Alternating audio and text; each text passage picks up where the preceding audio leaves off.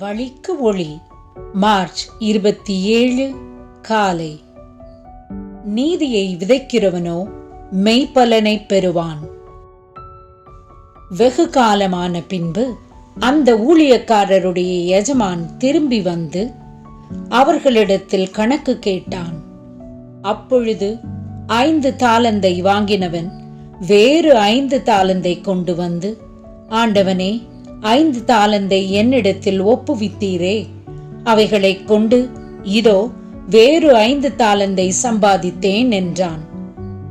அவனுடைய எஜமான் அவனை நோக்கி, நல்லது, உத்தமமும் உண்மையும் உள்ள ஊழியக்காரனே, கொஞ்சத்திலே உண்மையாயிருந்தாய், அநேகத்தின் மேல் உன்னை அதிகாரியாக வைப்பேன். உன் எஜமானுடைய சந்தோஷத்திற்குள் பிரவேசி என்றான். சரீரத்தில் அவன் செய்த நன்மைக்காவது தீமைக்காவது தக்க பலனை அடையும்படிக்கு நாம் எல்லாரும் கிறிஸ்துவின் நியாயாசனத்திற்கு முன்பாக வெளிப்பட வேண்டும். நல்ல போராட்டத்தை போராடினேன், ஓட்டத்தை முடித்தேன், விசுவாசத்தை காத்துக்கொண்டேன். இது முதல் நீதியின் கிரீடம் எனக்காக வைக்கப்பட்டிருக்கிறது.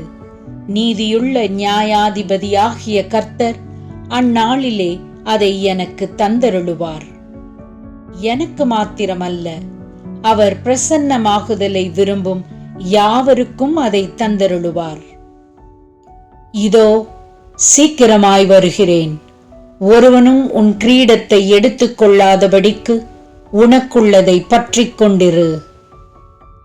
ஆமேன்.